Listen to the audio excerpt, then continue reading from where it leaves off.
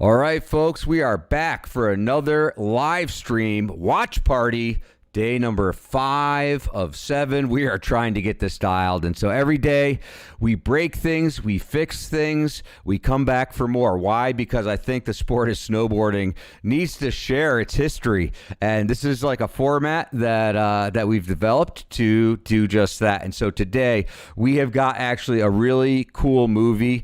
I think I was like a freshman in college when this came out, but this is called Baked. And so Baked is like basically, I guess, the first movie, maybe the only movie made about the Mount Baker hardcores. And, you know, growing up on the East Coast and reading magazines and you know, just being just so down with snowboarding, it was like, I just wanted to know what Baker was, be at Baker, ride that terrain. Then the movies started coming out, and it was like, man, I mean, this is, by the way, before snowboard parks, before like pipe cutting machines. And so Baker had this like natural terrain where they hadn't used dynamite to flatten all the trails. And so there's just like all these terrain features.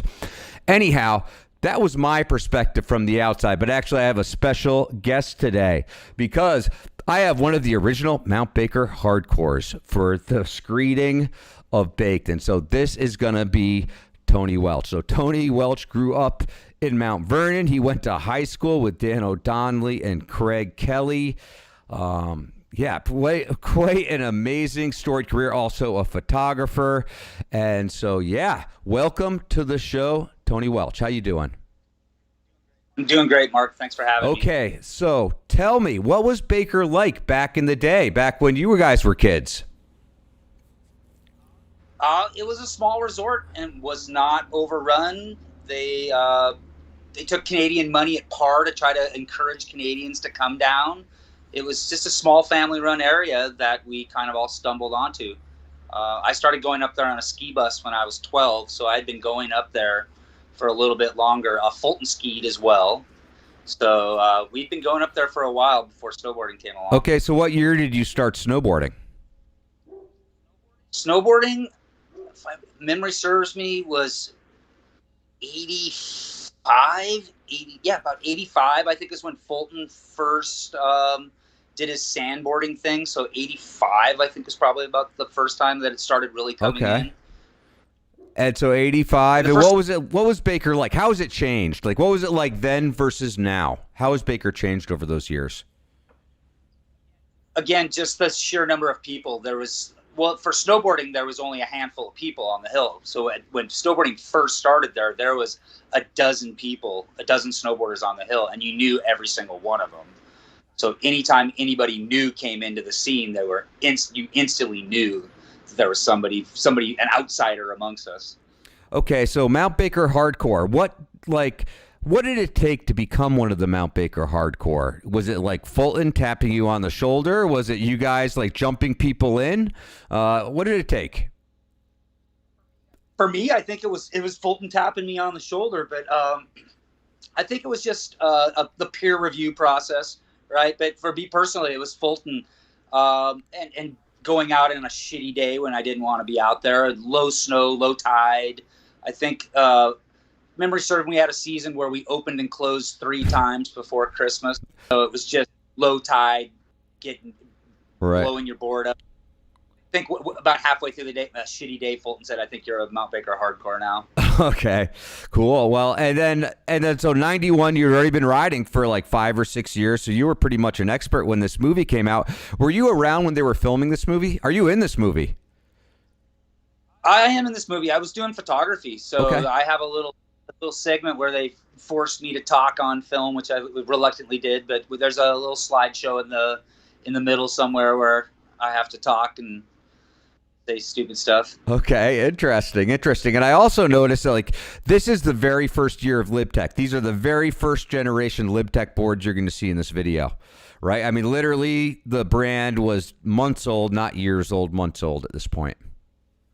Correct. I think this is back in the when GNU sold. God, I'm trying to remember the name. Windline, GNU, and then Nitro came out of Windline.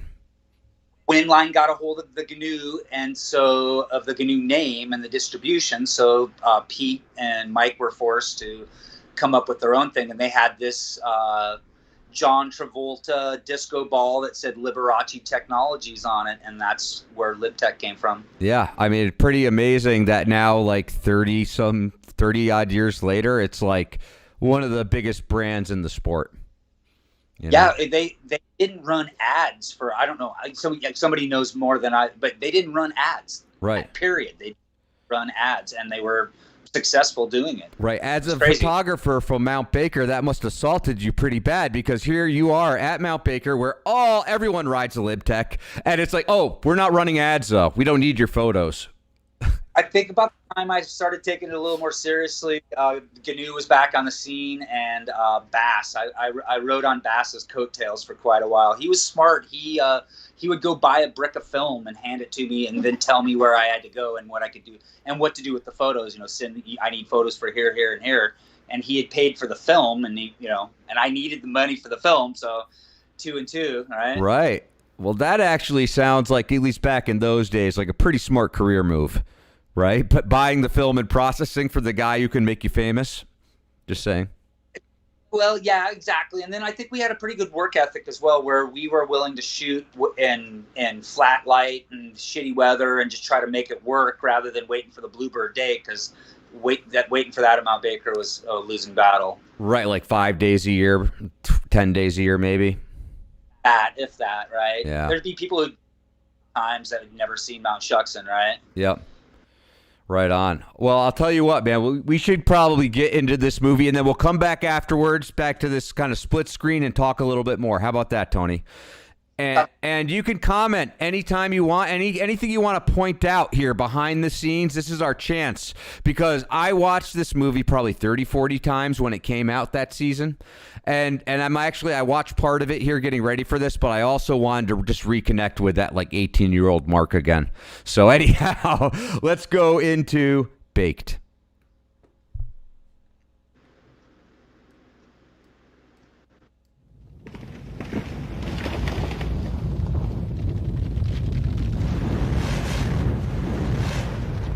Mount Baker Hardcore. Cutting edge graphics. This is Mount Baker, home of the MBHC. Mount Baker Hardcores think Baker's the best So place was to this ride filmed on the planet. exclusively at Baker or at other places too? I think he did the entire thing at Baker. Okay. With the old school shoulder, what were those Betamax? Yeah, Beta or Super VHS, but yeah, this is 91, so. He owned a recording studio, so he had done a lot of commercial film work and whatnot, and so he did it, but it was the big shoulder mount. Binary Bob. So would you guys have to like wait around basically? Because I mean, you guys rode like, this is deep powder. You have this huge unwieldy camera. I mean, was there a lot of waiting around to get these shots? No, what it was Bob would post up, and these guys would just run laps on him. This was early 90s, so these guys were like 18 to 25 and jacked up and just drag racing powder and didn't slow down for hardly anything. So the easiest thing was just to post up and they let them run laps around you rather. Is that Bass right than there? Chase them. Was that Bass? Oh yeah. Yeah. Yeah. Why don't you call out some names here? Some of these guys here, the Baker locals. That's Bass, Loeb, from Mervyn, Hollenbeck, and that's all in the canyon right there. There's Rankwit, Bass. But yeah, that's Fulton. A lot of it, again, was hiking too. So we had to hike. The chair 8 wasn't in yet, so you had to hike all the way up to Hemispheres from the top of chairs 4 and 5. So it was a little bit more of a walk. Yeah. Slow some of the people down. We rode the half pipe where the bank slalom is. We rode that quite a bit more too. The natural hits would get built up in there. Yep. You know, it's funny. This was made like the season after New Kids on the Twalk, and you can literally see the tricks like translating from New Kids. 1 year later, everyone's trying it. Bass is doing all the backside 180s, frontside 360. Like, you could just see the tricks, like the progression from New Kids on the Twalk that like literally translated across the world. It was you're on a skateboard. That's basically what everybody needed to do. Is you're skating on snow, right?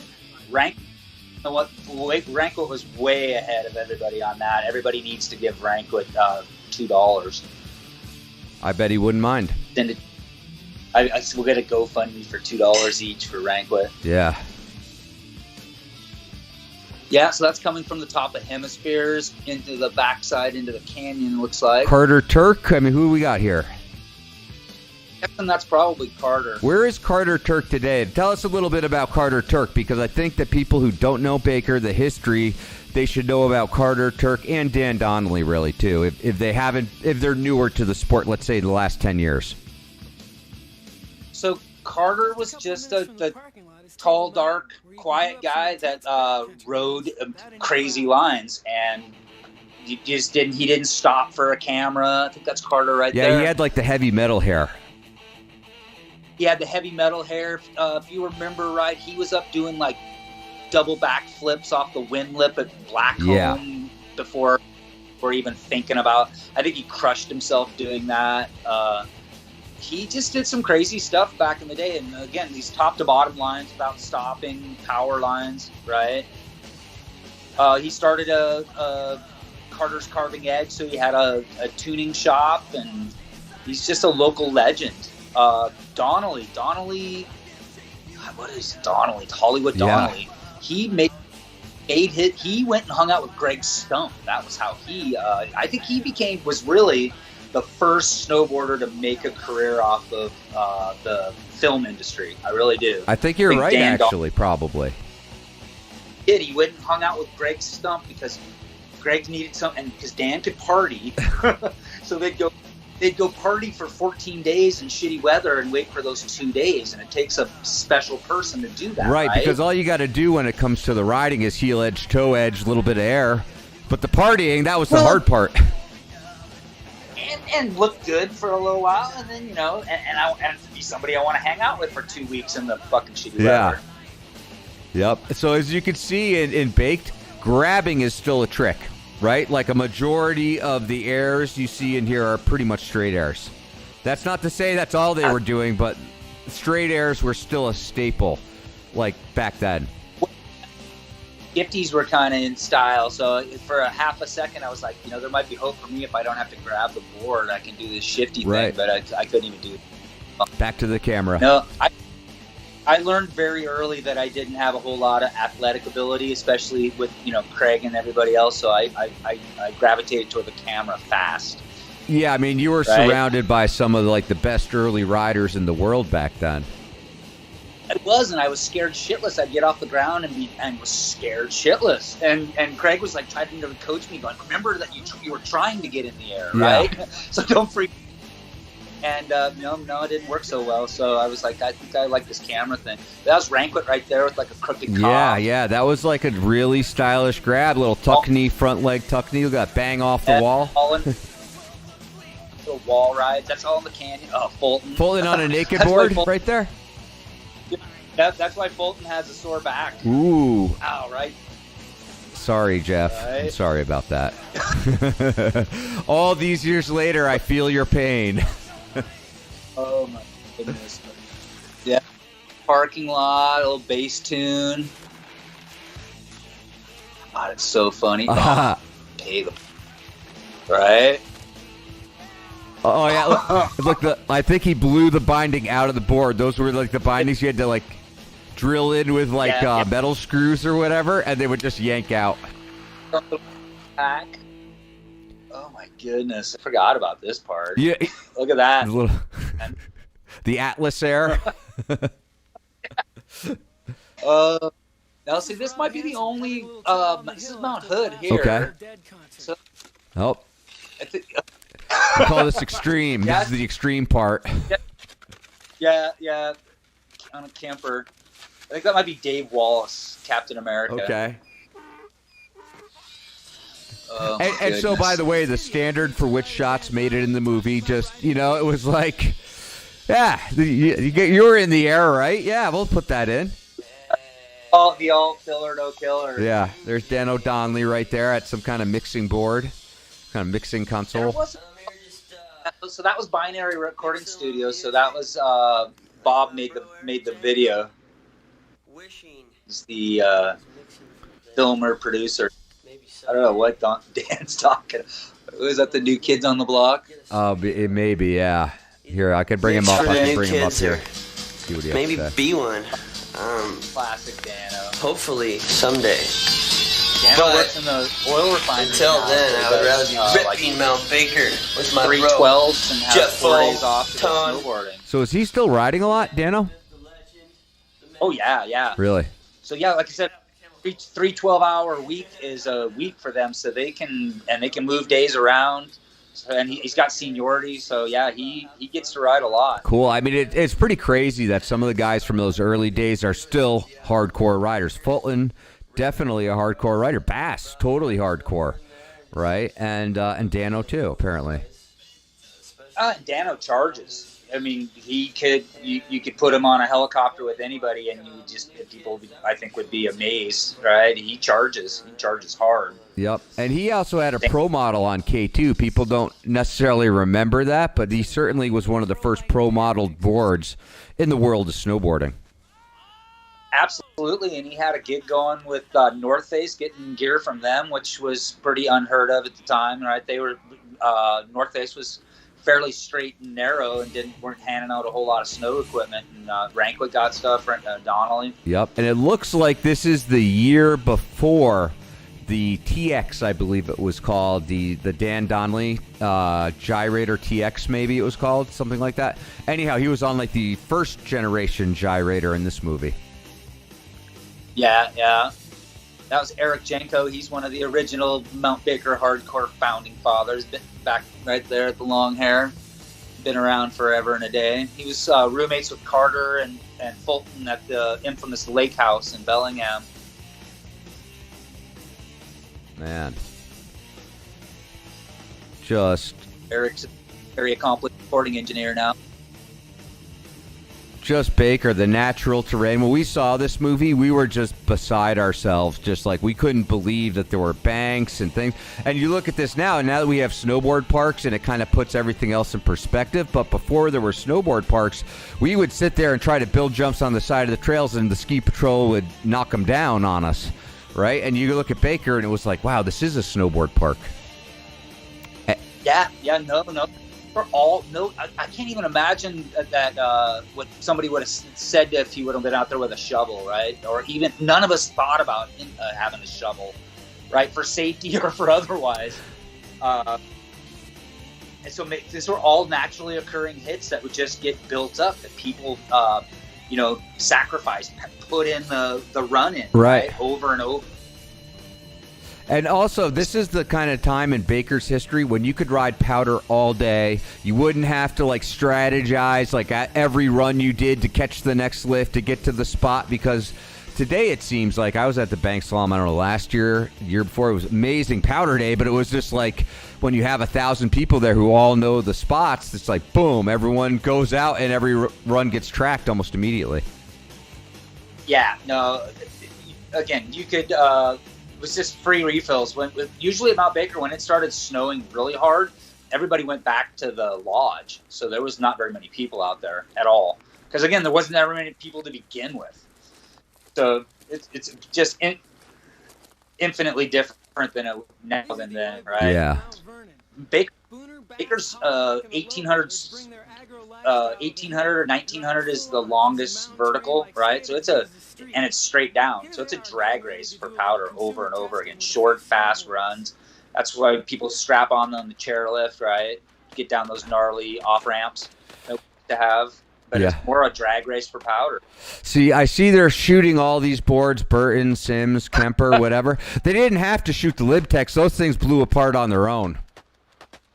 They did, Gen 1. I rode for Libtech back then, and it was literally the first board lasted 2 weeks, the next one 3 weeks, then 4 weeks. And I mean, it was like, I went through so many boards when LibTech started, but they rode so good. I think you might have been a test pilot. They just forgot to tell you. Right. Yeah, maybe so. Maybe so. Yeah, I think everybody was a test pilot. They just didn't tell you that you were on experimentals. So this is an old Kate. God, there's a Burton. Look at that. There's a Burton Mystery Air. Somebody would really like. Actually, those are all just top sheets. But Yeah. still. No, it's pretty funny though that youth attitude and like all the LibTech riders, and really, I mean, LibTech took over almost immediately at Baker. It did, absolutely, and it was just a cult following. If you went outside of the Baker and the Pacific Northwest in general, LibTech was unknown, but in that area, it was just great, right? First rail riding in the Northwest right here. Brian Hollenbeck, right? Look at the size of that cheese wedge that we built. I know, and you guys were probably like patting yourselves on the back for like days afterwards, like we built the biggest jump, biggest. 540, half cab. I love the shorts too. Yeah, that's a canyon, the infamous canyon at Baker that everybody loves.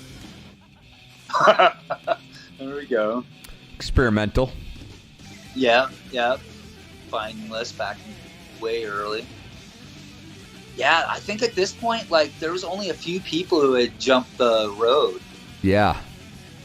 I think there might have been a shot earlier in the movie of someone jumping the road. Yeah. I need to go put in context what year Totally Bored came out in comparison to this. I think it was 1 or 2 years before this. Because those guys coming up there had a huge influence on everybody at Baker. I mean, Parada and Farmer and who filmed that? Jerry and Artie Dugan. There you go. They basically lived up there. They had a house, and so they just lived with it. Megan Pischke was in on all of that. But yeah, they just hung out up there, and so we watched a movie being filmed, and then we came out a year later, right? So yeah. That had a huge on everybody. I wanted that. More Bass, huh? Yeah. This might be like Bass's biggest video part. He's all over this movie. He was hungry. Switch stance backside 180. That's pretty tight right there. Oh, yeah. Look at that. A little tuck knee. Yeah. Yeah, Brian Hollenbeck had a lot of style. Let's see, Josh Corbin, I think. Down Gadget County. We used to do this, by the way, when I was in college, freshman year in college. We saw this and we were like, we can't ride Baker, but we could jump on the furniture in our common zone. Yeah, we fully did this. Yeah. We gave license to furniture riding. That's hilarious. Oh yeah, fully. I mean, it was dorm furniture. These people were young. I'm probably 4 or 5, between 4 to 7 years older than all these guys. So they were, I was a little bit older, but they were young and rowdy. Yeah, that's Bass right there. Let's hear what Bass has to say. You like to work out on the couch?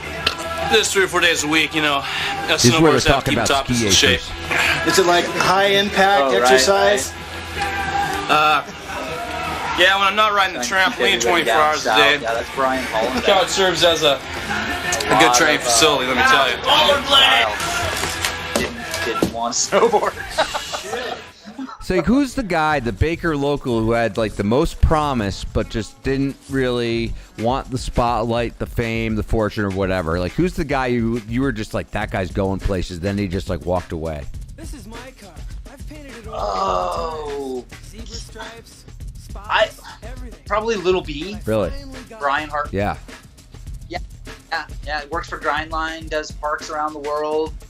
But still goes up there and you're just amazed, can throw out a method. You're just like, oh my God, that's, 2-page spread in any magazine, right? Yeah, no, probably Brian Hartman. There's a few other people. They were all the shitty kids, so I'm trying to remember their name. I don't know their last names. Kleindist was one of the shitty kids. Yeah, Shitty Shane, Shitty, what was... I think it was Shane. Yeah, I think it might have been Shane. Again, just a brute of a guy. He big muscle head with just unbelievable talent. But like, was so shy, couldn't leave town. Yep. And if you were a Mount Baker hardcore, this is what you would do to a luxury American automobile. Yeah, this was some tag artist from Jimbo, I think was his name, from Vancouver. Dude, look at that. Someone's calling me from China. That's weird. That first call I ever got from China. Hey, let's keep going. Sorry. They want to buy this car. But no, he came down from Vancouver and did this, and he was, like I said, he was pretty famous in the tag world, so it was kind of cool that he did that. I think that's Kelly Joe in the 3000. Yeah, GT. Right? Yeah, that was a fast car. Like a little jibbing and bonking there, Yeah. right? Again, New Kids on the Twalk all over this with running into stuff, bonking it. Oh, yeah. That almost looks like Dave Dowd right there. Yeah. The multiple poke rocket air, you grab the thing and then you try to straighten your leg as many times as you can. Like we got two pokes on that one. I don't know who's on the Kemper because there wasn't very many people. Oh, this is Carter going for a walk. Okay. Remember,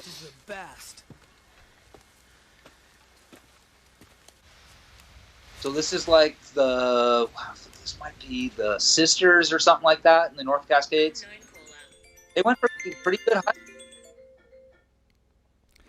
Shenzhen, China. Sorry, I'm live on the internet. 2 calls in a row. It's weird. They want to go over here quick. They want something. That's for sure. Yeah.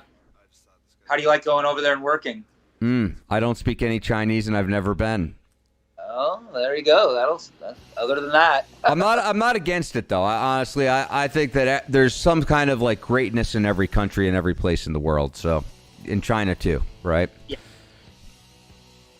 So yeah, they hiked up here in the late spring, early summer. So there's an old LibTech. Trying to see there's, Carter's in the green. Yeah, way to carry up a bunch of rotten bananas. Right. Oh, Doug Anderson. That's Doug in there. He worked for MTV Sports. Okay.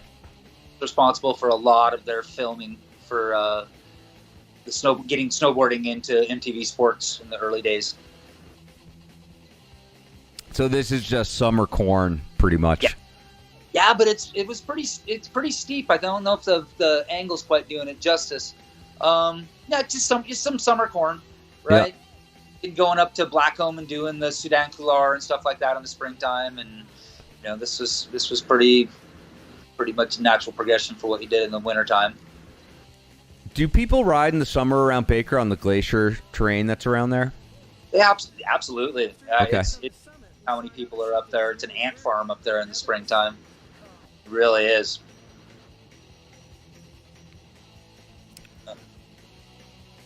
That. Yeah, that's a decent little boot. Yeah, I mean, you could tell how steep it is when they're actually standing on it with like the board, like literally standing up straight and touching the wall. Yeah, some extreme slushing. Yeah. Still super fun. Still going. Yep. And I tell you what, like people might look at this and be like, oh, I could do that. That doesn't look that hard or whatever. But keep in mind that nobody had ridden this kind of stuff before. This was all uncharted waters at the time.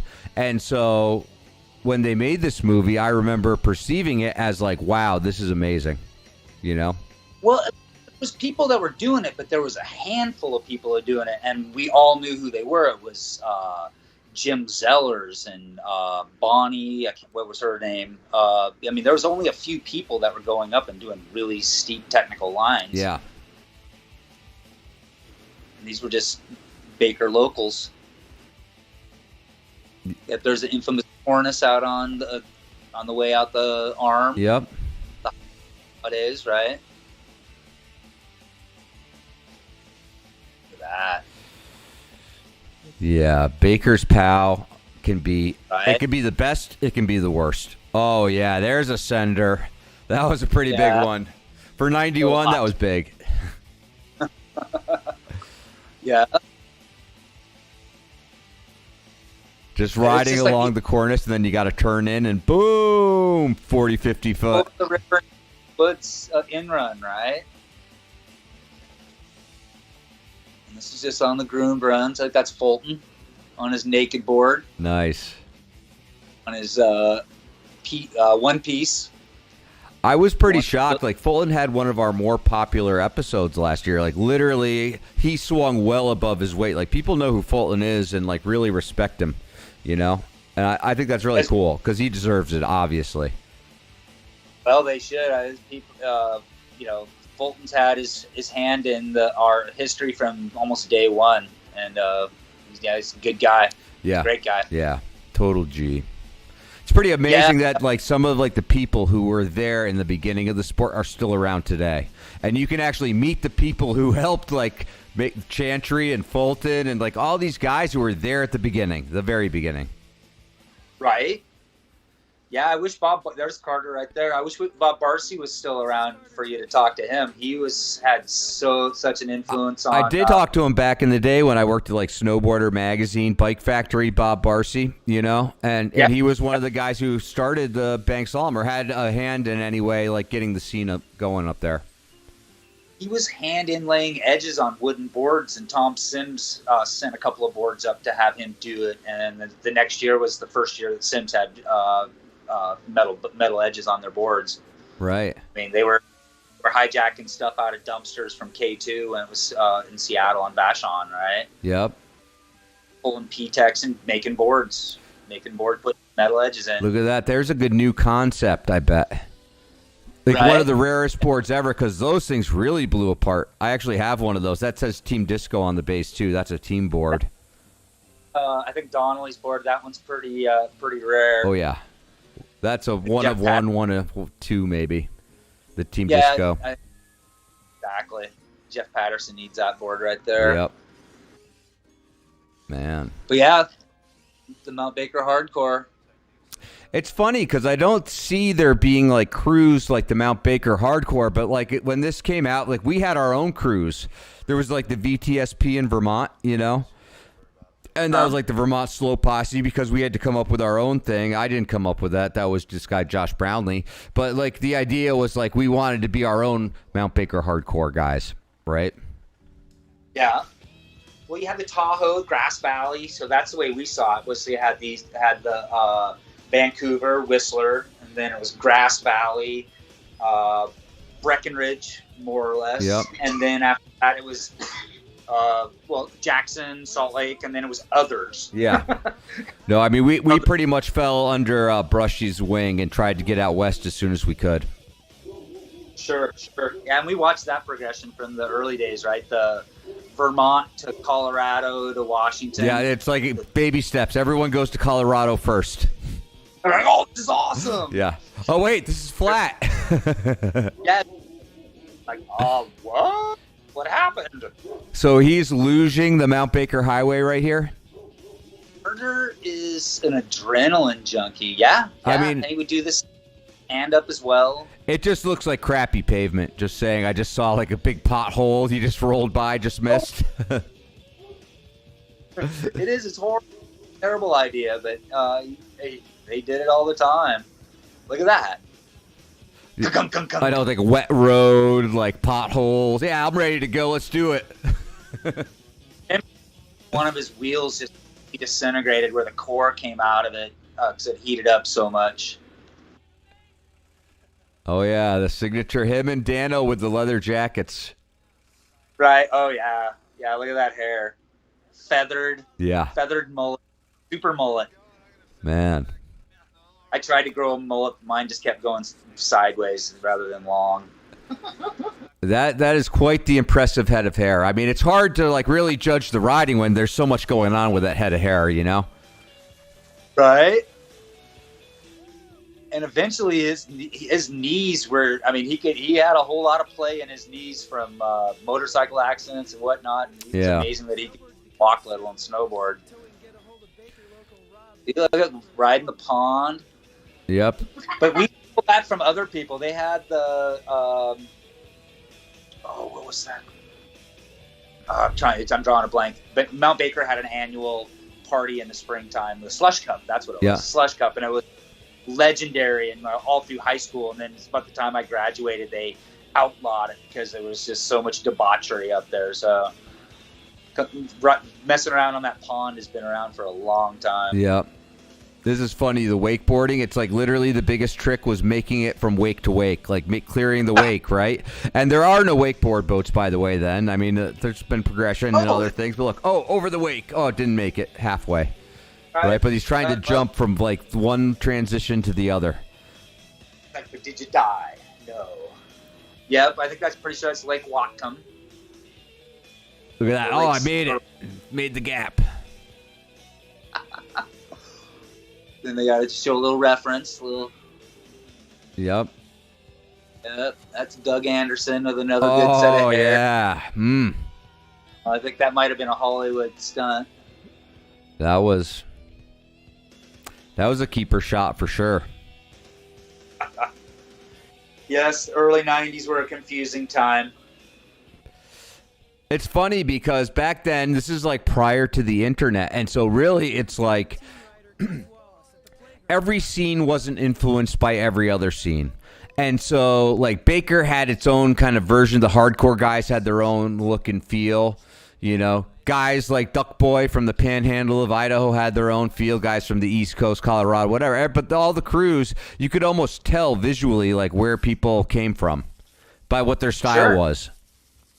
Absolutely. And today it seems more like homogeneous. You just like pop open Instagram. You're like, that's cool. That's the way I'm going to look or something. Well, it's the Burton Volcom Oakley hybrid. Right? Wait a minute. Wait a minute. Is this you? Yeah, okay, I'm going to bring up the volume. Lay out for me. There, all the shoots and gullies and natural hits everywhere. And it's not like going out and doing a planned photo shoot with a pro snowboarder or anything like that where it's all set up and it's not natural. Korea, so it's like riding with your friends and having free ride and having a good time and just shooting what you do every day. You know, nothing. It's not anything different than what you do any other day of the week. When it's dumping snow and you can't take photos, we're out there doing the same exact stuff you see when I go. I love the artistic setting that you've chosen. It's natural. It's the real thing. That's Tex. Mark Castengay. I remember him. Worm Lund. That's a sick photo. That's your pick right there? These are all your picks. I didn't know we were going to have a slideshow in this movie, too. 2 birds, 1 stone, Tony. There's Thumb Baker Snow. Yep. Remember, nice lean, though. Tex. The Bison.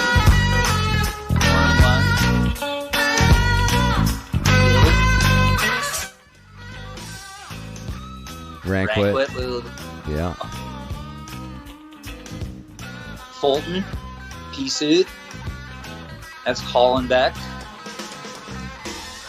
Keith Wallace. So you were getting photos published to these guys back then. You were like the go-to photographer for Baker.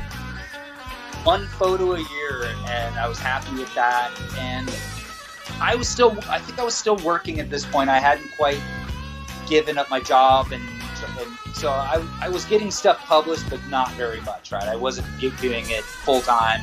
It was still a recreation hobby thing. Right. Man.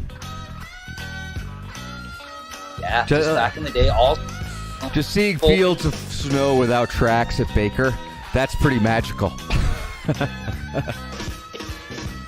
That was from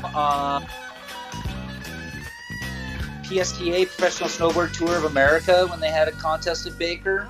PSTA. I'm trying to remember which fall line film that Damien filmed up there.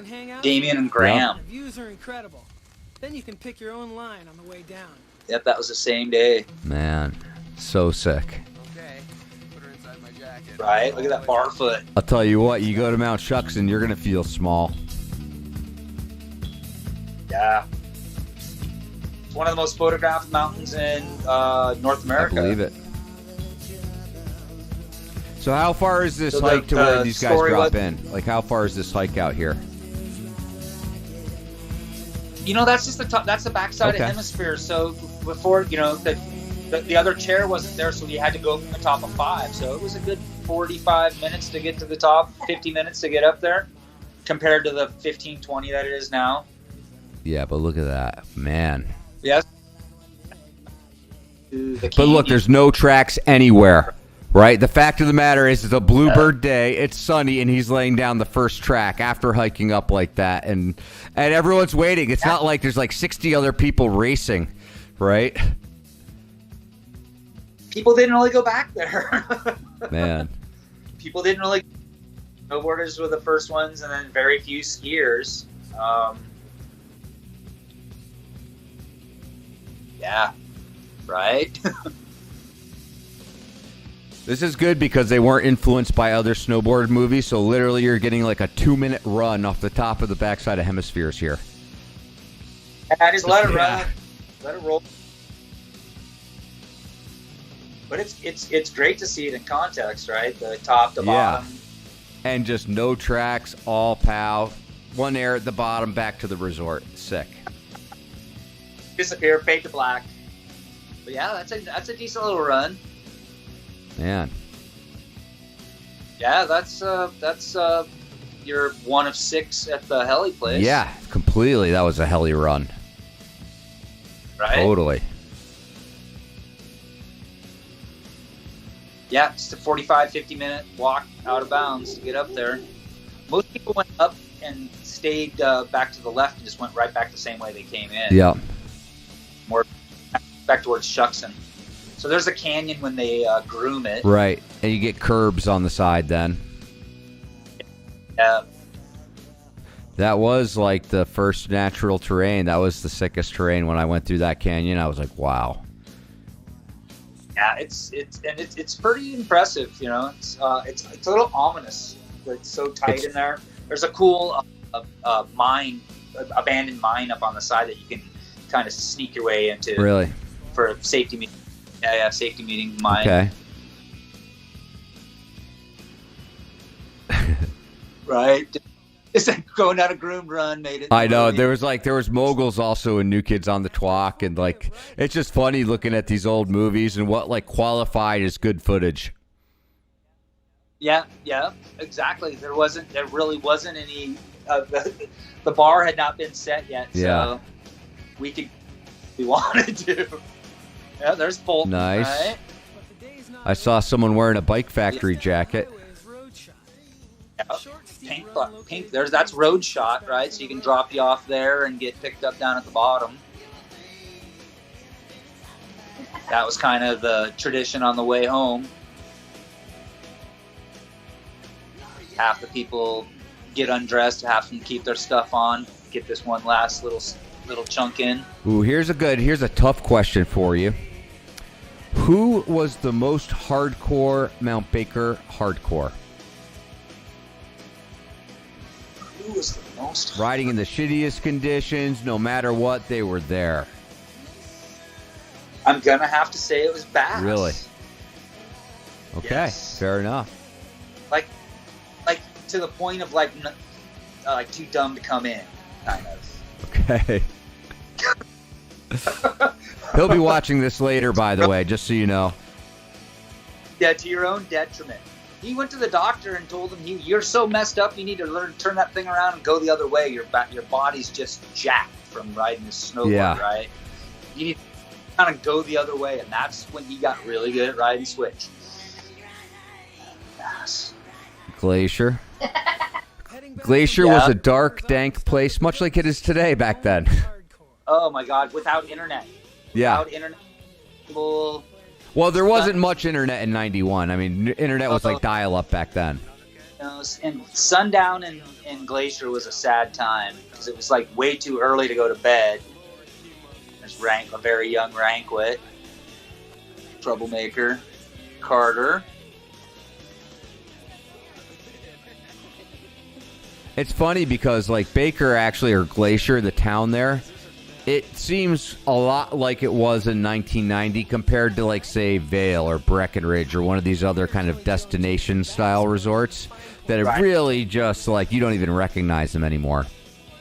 No, and you're absolutely right, and it's changed a little, and people will talk about how the Airbnb has ruined everything, but it's still, I mean, it's still a backwoods, quiet town. Probably has 1,000 people that live there year round, right? They're Ranquet. Craig. It's probably the bank slalom. Yeah. Back in the. Yeah. I was watching some of the stuff with the wheelie bar, commenting on how everybody's shoulders blown out these days. Oh, back arm. Yeah, wheelie bar. Yep. There's Bass. Yeah, right. Almost made it around. Got within 90 degrees of a full rotation there. A little blind side. Yeah. Switch backside 180. Yeah. Oh, Bass was like on point back then. Back in this era, right? He was super technical. And a lot of it kind of went, even me, a lot of it went over my head because I wasn't that much into skating. Just like, what the fuck are you? What are you doing? Look at these rails. Yep, all of like 12 feet long. Oh yeah, got a hold of 6 of it though. Yeah. Boom. The Goofy Footers made out good in the canyon that year. Yeah. Well, they got all the front side hits. I was going to say, yeah. And Ranquet loved the other side because they had good backsides on there. Yeah. Yeah, the canyon is where Jamie Lynn took off, right? That's where he was just some kid that crashed all the time, but then started landing stuff. He'd go twice as big as everybody and crash, and then eventually started landing stuff. That's where Jamie Lynn took off, right? I called him the hooker who landed because, like, in Pocahontas, we'll probably do one of these things on Pocahontas at some point, but it was amazing. No, right. It was this kind of this fire plug of a kid in a t-shirt and a long sleeve, short sleeve t-shirt combo with no gloves that would just go gigantic and explode, right? Just a big, but then every once in a while he would land and be like, oh my God, but he'd go past everybody's landing area by 2-3 times. There's Duncan. Dude, it's amazing. The sponsor of this are all the bike shops within 50 miles of Mount Baker. It's amazing. That's who carried snowboards, right? Right. There was I don't even know. Starting with the Bike Factory and Fulton Schwinn. Right. And then Washington Wind Sports up in Bellingham. They were one of the first ones. They had snowboards. Hey, we're back on our side-by-side. Well, that was pretty fun, I got to say, Tony. Watching that movie with you, I got like a slightly different appreciation from like my younger days, let's say. Yes. It's aged semi-well. It's aged semi-well because there's a lot of powder in it. I see that the powder usually ages better than the tricks, just in general. Yeah. Yes. The tricks are good for reference, but powder is kind of timeless, right? Well, I got to say, Tony, I think we might have pulled off the first watch party, so thank you for being my guest on the very first actual watch party that works. It took 5 days here of training, but I think we're here. So I think this is going to be the first of many watch parties to come, and I'm excited. And by the way, Tony, it's first of all, it's like an honor to like have known you for like 20 years and have seen you and your ins and outs of working with snowboarder and just always keeping it real, always there with the passion too. Like I always see you at Baker. Every time I go to the bank slalom, we always kind of say hello, and it's like, it's what people like you are like what makes snowboarding more than just like a sport that you play. It makes it a lifestyle and a family. So I do appreciate you and want to go riding with you again at Baker. Thank you for the kind words. I appreciate it and look forward to riding with you soon. Cool. Well, yeah, thanks for being on this watch party, man. I think we pulled it off. And by the way, if you like the watch party, please go to our Patreon, patreon.com/thesnowboardproject. Consider a donation. If not, no worries. We're just going to keep hammering out the content because that's what we love to do. Hey, thank you very much, Tony. You have a great weekend. Thank you. You as well. Take care. Be safe. Right on. We'll see you tomorrow night, 7 p.m., another watch party.